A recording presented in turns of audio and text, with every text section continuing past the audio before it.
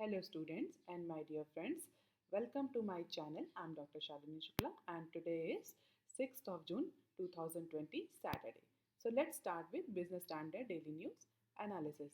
Inspiration of the day is live in such a way that if someone spoke badly about you, no one would believe it. In today's discussion, we are going to cover these articles. So let's start with article number 1 given on page number 1. CEAC's financial year 21 fiscal deficit at over 5%. As per the Chief Economic Advisor of India, India का जो GDP है वो 3.5% का जो target था इस financial year में उससे केवल 1.7 और 1.8% तक ब्रीच करेगा. मींस इस फाइनेंशियल ईयर का जो मैक्सिमम फिस्कल डेफिसिट है वो 5.2 से लेकर 5.3% ऑफ जीडीपी वेरी कर सकता है अगर 10% की नॉमिनल जीडीपी ग्रोथ का जो डेटा है वो कांस्टेंट रहता है. ऐसा हमारे चीफ इकोनॉमिक एडवाइजर का कहना है. अगर आप पिछले कई सारे आर्टिकल्स देख रहे होंगे, फॉलो कर रहे होंगे, तो आपको पता चल रहा होगा जो चीफ इकोनॉमिक एडवाइजर हैं he is more positive towards the development and the revival of the economy in upcoming years comparison to other data and other rating agencies. हालांकि अप्रैल से लेकर के जून तक के क्वार्टर में उन्होंने भी इस बात को एक्सेप्ट किया है कि जीडीपी जो है वो कॉन्ट्रैक्शन में जाएगी. बट अगर आप इनके रिसेंटली इनके आर्टिकल इनकी न्यूज़ फॉलो कर रहे हैं तो इन्होंने कहा था कि इंडिया जो है वो वी शेप रिकवरी रजिस्टर करेगी कंपैरिजन टू अदर नेशन. हम कोई डब्ल्यू शेप या यू शेप रिकवरी ना इकोनॉमिक रिकवरी ना रजिस्टर करके इंडिया जो है वो वी शेप रिकवरी रजिस्टर करेगी क्योंकि India is a demand oriented economy. तो जैसे ही इकोनॉमिक लॉकडाउन खोलेगा डिमांड इमीडिएटली बूस्ट करेगी और बहुत सारी जो कंपनीज हैं जो कि एकदम इस समय अपनी लो वैल्यूएशन के स्टेज पर हैं वो इमीडिएटली लीनियर मूवमेंट की तरह इंप्रूव करना शुरू करेंगी. हालांकि बहुत सारे एक्सपर्ट ने इसको क्वेश्चन किया था और कहा था कि अभी इट इज़ नॉट पॉसिबल कि इंडियन इकोनॉमी जो है वो वी शेप से ग्रो करे. हाँ, हमें यू शेप रिकवरी देखने को मिल सकती है. इवन अगर हम आरबीआई की बात करें तो आरबीआई ने अपनी मॉनेटरी पॉलिसी कमेटी का जो ऑफिशियल डॉक्यूमेंट रिलीज किया है उसमें भी यही कहा है कि it would take years for the Indian economy to repair and to show the recovery sign. हालांकि हमारे जो चीफ इकोनॉमिक एडवाइजर हैं ही इज़ क्वाइट पॉजिटिव, लेकिन उन्होंने भी कुछ चीज़ों को एक्सेप्ट किया जिसमें कहा कि अप्रैल से लेकर के जून तक के क्वार्टर में जीडीपी का कॉन्ट्रैक्शन देखने को मिलेगा. फिस्कल डेफिसिट 5.2 से 5.3% ऑफ जीडीपी वेरी करेगा. बट अगर हम अदर डेटा को देखें तो कुछ एक्सपर्ट तो ये भी कह रहे हैं कि इंडिया की जीडीपी की जो इस बार का जो फिस्कल डेफिसिट है वो जीडीपी का 10% तक इंक्रीज हो सकता है और 11% तक इंक्रीज हो सकता है. और अगर इस फाइनेंशियल ईयर की बात करें तो सेंटर ने डिसाइड किया था 4.2 ट्रिलियन का ज़्यादा डेफिसिट या ज़्यादा बोरोइंग करेंगे जो कि डिसाइडेड से 1.5% ज़्यादा. तो अगर हम बात करें कि इंडिया का इस फाइनेंशियल ईयर में जो टारगेट ग्रॉस फिस्कल डेफिसिट है वो कितना है 12 ट्रिलियन का होगा. That is of central government. और अगर स्टेट गवर्नमेंट की बात करें तो उनको भी अप्रॉक्सीमेटली सेम ही टारगेट ब्रीच करने की परमिशन दी गई थी. आपको याद होगा स्केप क्लॉज इन्वोक किया था गवर्नमेंट में जिसमें स्टेट्स को भी 4.3 ट्रिलियन की बोरोइंग्स अलाउ करी गई थी.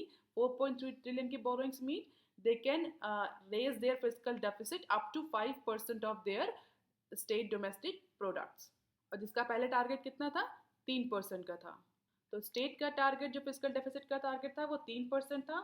स्टेट्स को अलाउ किया गया कि वो 5% तक का फिस्कल डेफिसिट का टारगेट अपना ब्रीच कर सकते हैं. सेंटर ने जो डिसाइड किया था इस फाइनेंशियल में अपना फिस्कल डेफिसिट का टारगेट वो 3.5% था और सेंटर की जो लिमिट जा रही है वो 5.3% तक जा रही. 5.3% of GDP.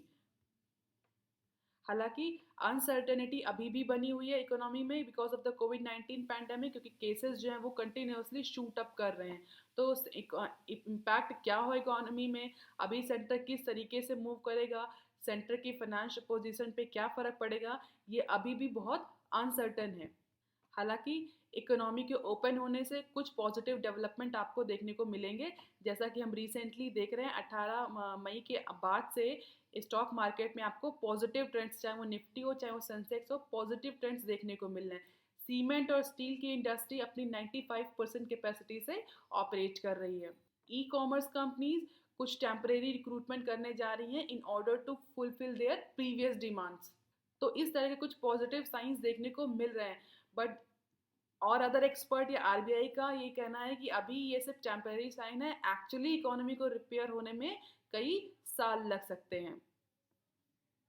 As per the RBI Governor Shaktikanta Das, severe impact on economy due to the 2 months of lockdown, a collapse in demand, a gog by the high frequency indicator, and a fall in the private consumption and investment has seen to tepid bank credit growth, and it is going to continue for years. Demand concern will continue to weigh heavily on the economic activity for some time to come, said Das. हालांकि उन्होंने ये भी कहा है कि जो rural economy है उसमें रिवाइवल जल्दी देखने को मिलेगा कंपैरिजन टू अर्बन इकोनॉमी। ऐसा क्यों है? क्योंकि रूरल इकोनॉमी में इस बार गुड हार्वेस्ट हुई, जिसकी वजह से रूरल इकोनॉमी में रिवाइवल जल्दी देखने को मिलेगा। और रूरल इकोनॉमी का डेवलपमेंट और जो रिवाइवल है वो पूरी इंडिया की इकोनॉमी को थोड़ा सा कुशन प्रोवाइड करेगा, ऐसा आरबीआई के मिनट्स ऑफ मीटिंग्स में पब्लिश हुआ है, जो कि 6 मेंबर मॉनेटरी पॉलिसी कमेटी की मीटिंग हुई थी। तो अगर अभी हम इंडियन इकोनॉमी की बात करें तो बहुत मिक्स्ड अप्रोच आ रहा है एक्सपर्ट का। कुछ एक्सपर्ट का अपना अलग ओपिनियन है, कुछ एक्सपर्ट का अपना अलग ओपिनियन है। हालांकि इकोनॉमी कैसे मूव करती है ये आगे देखने वाली बात है, और ये डिपेंड इस बात पर भी करता है कि इंडिया कोविड-19 से कैसे ओवरकम होती है, किस तरह से केसेस को हम कम करते हैं, केसेस कम होते हैं या बढ़ते हैं। अब देख लेते हैं article number 2 given on page number 1। RIL raises over ₹1 trillion in 6 weeks। जैसा कि हम सभी जानते हैं, रिलायंस इंडस्ट्री अपने पिछले 6 हफ्तों से कुछ कुछ अमाउंट का स्टेक सेल कर रही है, अपना राइट इशू लेकर के आई है। तो इस न्यूज़ में उस डेटा के बारे में बताया गया कि बेसिकली कितना अमाउंट का फंड रेज किया है इस बार RIL ने। With a stake sale of 1.8% to Mubadala investment company and an additional 0.9% to Silver Lake in its digital service subsidiary on Friday. Reliance Industries fundraising in past 6 weeks from foreign investors in telecom business, and the first tranche of right issue has surpass the 1 trillion mark. और ऐसा कहा जा रहा है कि इतना amount 1 trillion का amount आज तक किसी भी सिंगल कंपनी ने इक्विटी फंड रेजिंग के थ्रू रेज नहीं किया है। तो ये 1 लाख करोड़ का जो फंड रेज हुआ है ये अभी तक का एक सिंगल कंपनी के लिए मैक्सिमम है। और अगर आईपीओ की और डिसइन्वेस्टमेंट प्रोसीडिंग्स की बात करें तो इस बार जितना रिलायंस को आईपीओ के इशू से या डिसइन्वेस्टमेंट में जितना भी फंड रेज हुआ है वो अब तक का एक सिंगल ईयर में सबसे हाईएस्ट फंड रेजिंग एक्टिविटी रही है। The Abu Dhabi government's Mubadala bought 9,095 crore, while silver, which has already taken 1.15% stake, has invested a further 5,546 crore in Jio platform। तो अबू धाबी गवर्नमेंट की जो company मुबादला उसने additional 9,000 crore का investment किया है by buying the stake from Silver Lake. अगर हम बात करें अबू धाबी की मुबादला तो इसका ऑलरेडी जियो प्लेटफॉर्म पे इन्वेस्टमेंट था 4,000 करोड़ का। हालांकि उसने सिल्वर लेक के भी इन्वेस्टमेंट को या स्टेक को खरीद लिया है। तो अगर हम ओवरऑल बात करें तो जियो अपना 19.9% का स्टेक और इक्विटी स्टेक सेल कर चुका है 6 ओवरसीज इन्वेस्टर्स को, जिसमें सबसे ज़्यादा इन्वेस्टमेंट किसने किया है? Facebook, then Silver Lake, Vista Equity Partners, General Atlantic, KKR and Mubadala. तो इनका इक्विटी शेयर मिला करके इनका फंड मिला करके और जो अभी RIL ने अपना first tranche of right issue किया था उसमें उसका प्रोसीडिंग्स को मिला करके टोटल 1.05 ट्रिलियन का फंड रेज किया है RIL ने पिछले 6 वीक्स में। And this is the huge amount. आप इसी से अंदाजा लगा सकते हैं कि आज तक कभी भी किसी सिंगल कंपनी ने इतना फंड रेज नहीं किया है थ्रू इक्विटी सेल। हालांकि जैसा कि हम सभी जानते हैं कि Mukesh led Ambani company has a plan to reduce their debt from current to zero by selling the stake of equity को सेल करते हुए फिलहाल के लिए मुकेश अंबानी का ये टारगेट है कि वो अपनी रिलायंस कंपनी को जीरो डेट कंपनी बना दें। तो अगर हम डेटा देखना चाहें तो this is the quite impressive data, जिसमें RIL अपनी हाई वैल्यूएशन की स्टेज को यूज़ करते हुए, हाई वैल्यूएशन कंडीशन को यूज़ करते हुए बहुत ज़्यादा अमाउंट का फंड रेज कर रही है। और आने वाले टाइम में हो सकता है और ज़्यादा इक्विटी स्टेक के सेल आपको देखने को मिले कंपनी में। और ये स्टैटिस्टिक्स है पिछले कुछ सालों का आईपीओ की प्रोसीडिंग से जो कलेक्शन हुआ है और जो गवर्नमेंट के डिसइन्वेस्टमेंट से कलेक्शन हुआ है। तो आप ये देख सकते हैं कि इतना ज़्यादा कलेक्शन कभी नहीं हुआ। अगर फाइनेंशियल ईयर 17-18 का आप डेटा देखें और पिछली बार के डिसइन्वेस्टमेंट का डेटा देखें तो इतना ज़्यादा कलेक्शन कभी नहीं है जितना एक सिंगल कंपनी आरआईएल ने इस फाइनेंशियल ईयर में पिछले 6 वीक्स में किया है। अब देख लेते हैं article number 3 given on page number 2। Indian incorporations put merger and amalgamation in a backseat, turn focus to projects. After a series of merger and acquisition in past 6 years, top Indian business houses led by Tata, Aditya Birla, Adani, and JSW are now taking a pause and moving towards to focusing on finalizing their billions of dollar worth projects in hand. Means ये जितने भी बड़े big houses हैं इन्होंने पिछले 6 years में merger and acquisition पर ज़्यादा फोकस किया है, अपने एसेट क्रिएशन पर ज़्यादा फोकस किया। बट अब after this pandemic situation all these big conglomerates are now focusing on completion of their projects rather than going for acquisition of companies or assets. अगर हम थोड़ा सा डेटा देखना चाहें तो Tata acquires companies worth ₹67,000 crore, JSW purchases assets worth ₹36,000 crores, while Adani Group bought 20 assets worth ₹68,000 crores during last 6 years. और जो सबसे बड़ा मर्जर एक्विजिशन हुआ था हम सबको पता है वोडाफोन आइडिया का। वोडाफोन आइडिया के अलावा आदित्य बिरला ग्रुप ने एलरिस का भी एक्विजिशन किया था जो कि बहुत बड़ा अमाउंट का एक्विजिशन था। तो अगर हम सिंगल सिर्फ आदित्य बिरला ग्रुप का एक्विजिशन पिछले 6 year में मिलाएं तो इन दोनों डील्स से लेकर के 2,38,000 crore का अप्रॉक्सीमेटली एसेट एक्विजिशन किया था आदित्य बिरला ग्रुप ने। अब ये जितनी भी कंपनीज हैं Tata, Aditya, Adani, JSW, they are now focusing toward conservation of the cash और ये इनका सबसे बड़ा मोटिव होगा इस पर्टिकुलर फाइनेंशियल ईयर में rather than going for acquisition. क्योंकि इस समय लिक्विडिटी कैश क्रंच तो बना ही हुआ है, लिक्विडिटी क्रंच है, ये कंपनीज के पास लिक्विडिटी अवेलेबल नहीं है और बहुत ज़्यादा नए प्रोजेक्ट्स भी नहीं, तो मर्जर एंड एक्विजिशन में not be that much profitable और इस समय कैश को कंजर्व करना, अपने पिछले ऑलरेडी जो उनके प्रोजेक्ट्स हैं उनको कंप्लीट करना इस बार कंपनीज की प्रायोरिटी होगी। तो ऐसी चाहे वो बिरला ग्रुप हो, चाहे वो आदित्य हो, चाहे वो टाटा, अदानी, जेएसडब्ल्यू, अब इनमें फिलहाल आने वाले टाइम में एक्विजिशन और मर्जर देखने को कम मिलेंगे। अब देख लेते हैं थोड़ा सा डेटा। अगर हम डेटा देखना चाहें कि किस कंपनी ने कितना एक्चुअली मर्जर एक्विजिशन किया किस फाइनेंशियल ईयर में, तो आप देख सकते हैं जेएसडब्ल्यू ने पिछले 6 years में अप्रॉक्सीमेटली 36,000 crore का मर्जर एक्विजिशन किया, असेट्स को एक्वायर किया। इसी तरह टाटा ने 67,000 crore का, अदानी ने 68 और बिरला ग्रुप ने सबसे ज़्यादा अमाउंट के मर्जर एंड एक्विजिशन किया और असेट्स एक्विजिशन किया जिसमें 2,38,000 का। But now every company is focusing on their current project. अगर अदानी की बात करें, Adani group is now focusing on developing it's data centre and airport businesses in India. Tata steel expanding its capacity in Odisha. Tata Sons infusing funds into group companies to make sure that their expansion plans remain on track. Birla Group focusing on conservation of the cash. तो अब कोविड-19 की वजह से जो lockdown हुआ उसकी वजह से बहुत ज़्यादा कैपिटल एक्सपेंडिचर देखने को नहीं मिलेगा इंडस्ट्री में आने वाले टाइम में। कैपिटल एक्सपेंडिचर नहीं होगा तो बहुत ज़्यादा एम्प्लॉयमेंट जनरेशन देखने को नहीं मिलेगा। एम्प्लॉयमेंट जनरेशन नहीं होगा तो ऐसा कहा जाता है कि डिमांड भी नहीं होगी, इनकम नहीं होगी, डिमांड नहीं होगी, जिससे कि इकोनॉमी रिवाइवल जो है वो बहुत ज़्यादा लंबा खिंच सकता है। अब देख लेते हैं article number 4 given on page number 4। Centre mops of GST cess of 990 crore in अप्रैल।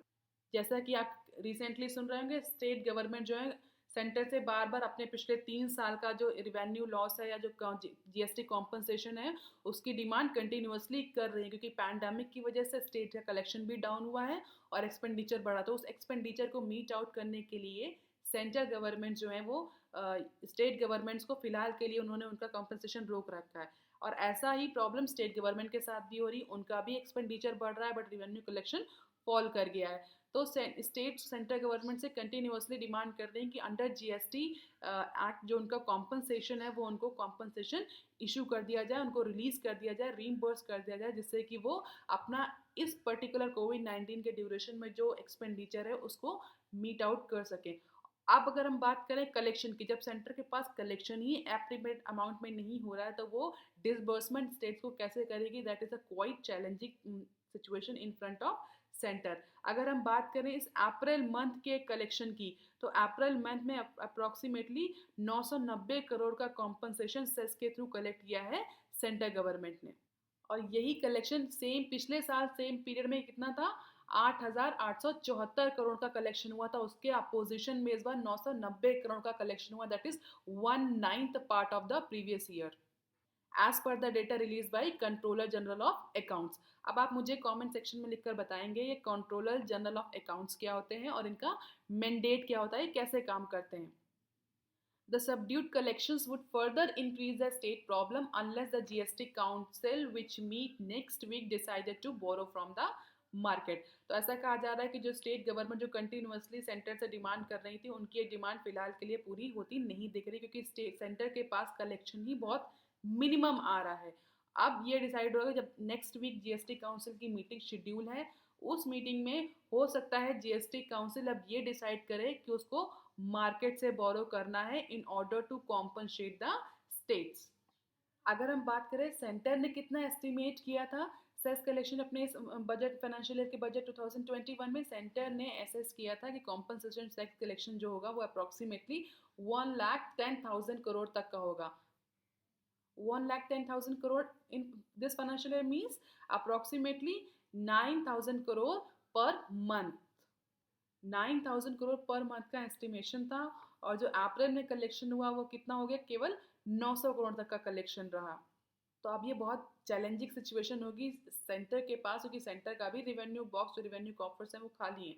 तो स्टेट को कॉम्पनसेट करने के लिए सिर्फ एक ही ऑप्शन बचता है, दैट इज मार्केट बोरोइंग। तो इस बार की जो जीएसटी काउंसिल है उसमें बहुत बड़े बड़े, मैंने पहले भी आपको बोला था कि बिग डिसीजंस देखने को मिल सकते हैं। हो सकता है कुछ के टैक्स स्लैब रिवाइज हो, बट हालांकि सेंटर गवर्नमेंट इस पक्ष में नहीं है, या हो सकता है कि मार्केट बोरोइंग के डिसीजन गवर्नमेंट ले। और अगर पिछले फाइनेंशियल ईयर 20 की बात करें तो फाइनेंशियल ईयर 20 का जो कॉम्पनसेशन जो स्टेट को डिस्ट्रीब्यूट किया जाता था वो स्टेट अभी तक सेंटर ने डिस्ट्रीब्यूट नहीं किया, जिसकी कंटिन्यूसली स्टेट गवर्नमेंट डिमांड कर रही है।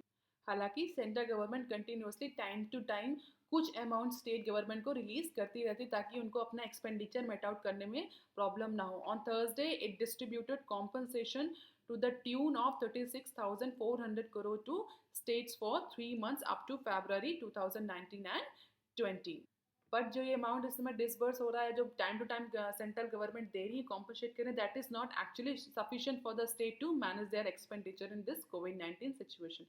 तो स्टेट गवर्नमेंट कंटिन्यूसली डिमांड कर रही है कि either you impose certain cess or revise the tax slabs or go for market borrowing.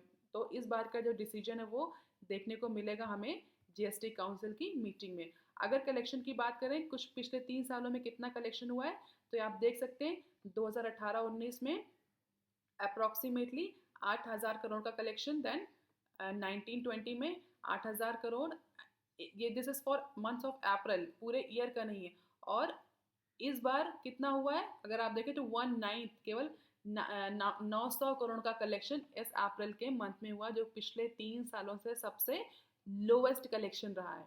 So meeting the expenditure is now the big challenge for state government as well as central governments। Central government के लिए भी आप अपने expenditure को met out कर पाना is quite challenging. अब देख लेते हैं article number 5 given on page number 10।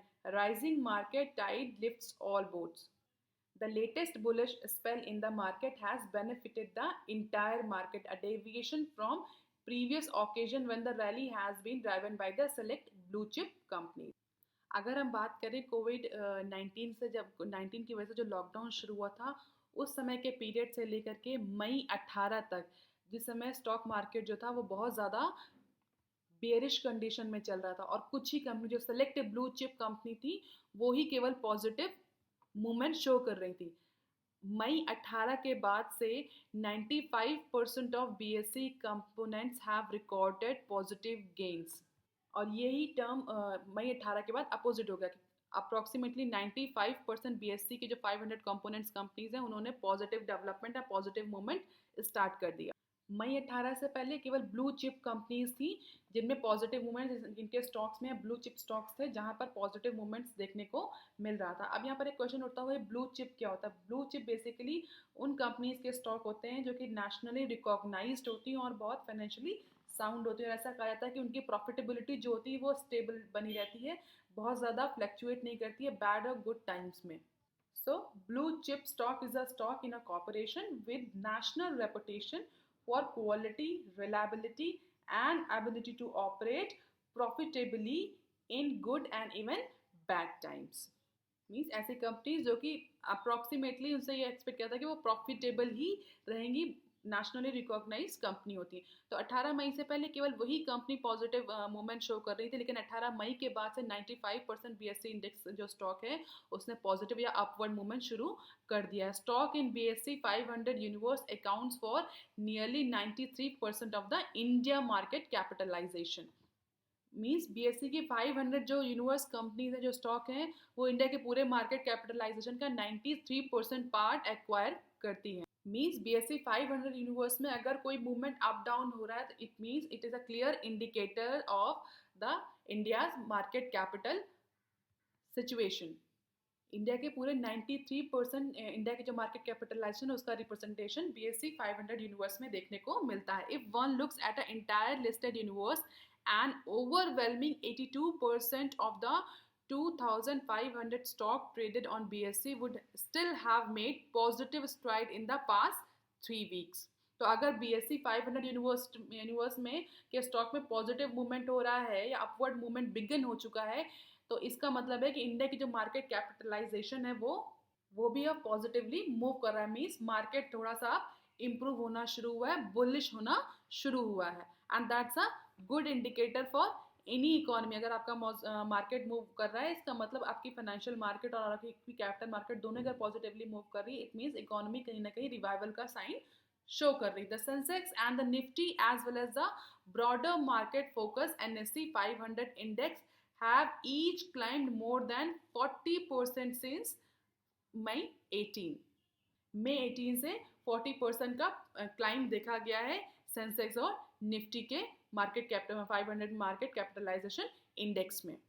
Student, ये सेंसेक्स, निफ्टी, बीएससी 500 इंडेक्स, ये सारे इंडेक्स हैं, ये एक्चुअली टॉप परफॉर्मिंग कंपनीज का स्टॉक होता है, जिसके इसके मूवमेंट से आप बहुत इजीली अंदाज़ा लगा सकते हैं कि पर्टिकुलर स्टॉक मार्केट किस डायरेक्शन में जा रही है। तो ये इंडेक्स है जो एक्चुअली रिप्रेजेंट करता है पूरी स्टॉक मार्केट के मूवमेंट को, सेंसेक्स, निफ्टी एंड बीएससी 500। यहाँ बीएससी 500 की बात ज़्यादा हो रही है तो हम आपको बताते हैं बीएससी 500 जो है बेसिकली इसको कहीं ना कहीं आपको S&P BSE 500 के नाम से भी मिलेगा। It is a stock market index establish on 27th of December 2010 on Bombay stock exchange. और ये बॉम्बे स्टॉक एक्सचेंज में सिर्फ BSE stand for Bombay stock exchange, and कहीं आपको S&P BSE इंडेक्स भी देखने को मिलेगा। तो दोनों ही टर्म सेम है।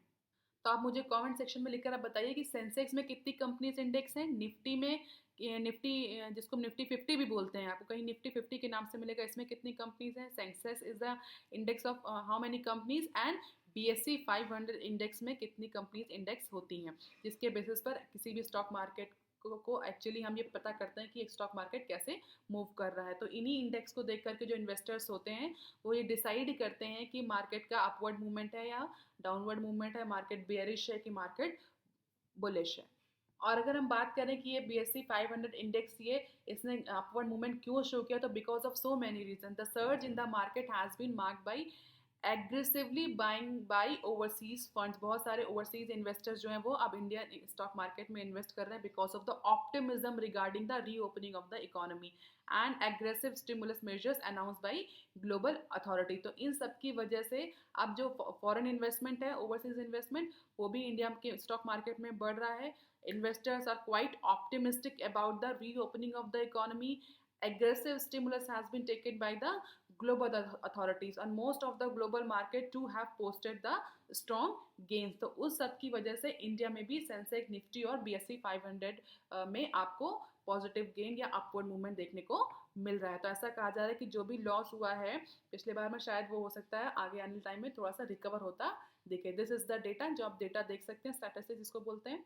तो BSE 500 में अप्रॉक्सीमेटली 477 कंपनीज ने 95% टू कंपनीज जिन्होंने अपवर्ड मूवमेंट शो किया, केवल 24 ही ऐसा स्टॉक है, आप सब बोल सकते हैं 4.8% का स्टॉक ही ऐसा है जिसने कि डाउनवर्ड मूवमेंट रिफ्लेक्ट किया है। तो 500 में अगर 477 कंपनी पॉजिटिव मूवमेंट या अपवर्ड मूवमेंट रजिस्टर कर रही तो इट्स अ गुड इंडिकेटर। अगर बिगेस्ट गेनर की बात करें तो आप ये देख सकते हैं, biggest gainer Vodafone idea, IDBI, INOX, IFCI और क्वेस्ट कॉप। सबसे ज़्यादा वोडाफोन इंडिया ने ग्रोथ रजिस्टर करी, आप देख सकते हैं परसेंटेज इन अप्रॉक्सीमेटली 125 का। और इसके पीछे एक बहुत बड़ा र्यूमर का भी हाथ आप कह सकते हैं, जिसमें ये कह सकते हैं गूगल और वोडाफोन के बीच में जो डील का र्यूमर चला था, र्यूमर है था कि वो सच थी, ये तो बात की देखने की बात है। तो उसकी वजह से भी वोडाफोन आइडिया के जो स्टॉक थे वो बहुत ज़्यादा क्लाइम किए हुए थे। अगर लेगार्ड्स की बात करें, ऐसे स्टॉक्स जो कि एक्चुअली नेगेटिव साइन शो कर रहे हैं, अभी भी इंप्रूवमेंट का साइन शो नहीं कर रहे हैं, उसमें आप देख सकते हैं सद्भाव हो गया, Capri, Hindustan, responsive, Shriram, all these are the regards जिन्होंने अभी भी निगेटिव साइन ही शो किया है। तो किसी भी कंपनी में स्टॉक मार्केट का इस तरह का मूवमेंट जो होता है वो पॉजिटिव सेंटीमेंट्स डेवलप करता है ओवरसीज इन्वेस्टर्स में भी as well as domestic investors में भी। और अगर पॉजिटिव सेंटीमेंट डेवलप होगा तो मार्केट में और ज़्यादा इन्वेस्टमेंट देखने को मिलेगा, और ज़्यादा इन्वेस्टमेंट देखने को मिलेगा तो कंपनीज में ज़्यादा ग्रोथ देखने को, ज़्यादा प्रॉफिटेबिलिटी देखने को मिलेगी, और आगे आने वाले टाइम में रिकवरी जल्दी आप एक्सपेक्ट कर सकते हैं ऐसा। हालांकि अदर फैक्टर्स भी कंट्रीब्यूट करते हैं इस चीज़ में। कभी कभी जो स्टॉक मार्केट होती है वो बहुत ज़्यादा र्यूमर्स और एक्सपेक्टेशन और एंटीसिपेशन से भी बढ़ जाती है, जो कि लेटर ऑन फिर बियरिश होने लगती है। तो ये कितना स्टेबल मूवमेंट, पॉजिटिव मूवमेंट्स है, ये भी 1-2 हफ्तों बाद इसका रिफ्लेक्शन देखने को मिल जाएगा आपको स्टॉक मार्केट में। अब देख लेते हैं कुछ news clips. SBI Q4 pre-tax profit jumps tenfold on one-time gains. The country's largest lender, that is SBI, has posted an over tenfold rise in profit before tax to approximately 4,970 crore in this quarter ended financial year 2020। अपने इस financial year 2020 में, पिछले साल में SBI ने अब 10 गुना ज़्यादा अपना प्रॉफिट रजिस्टर किया है, that is pre tax profit. और अगर आप इस न्यूज़ के बाद SBI का स्टॉक देखें तो वो 8% तक जंप कर गया है। आप देखें जून 4 से लेकर जून 5 तक का स्टॉक देखें तो आफ्टर दिस न्यूज़, और जब अपना फाइनेंशियल ईयर SBI ने डाला तो उसके बाद सडनली स्टॉक जो है वो जंप किया है 8% तक का।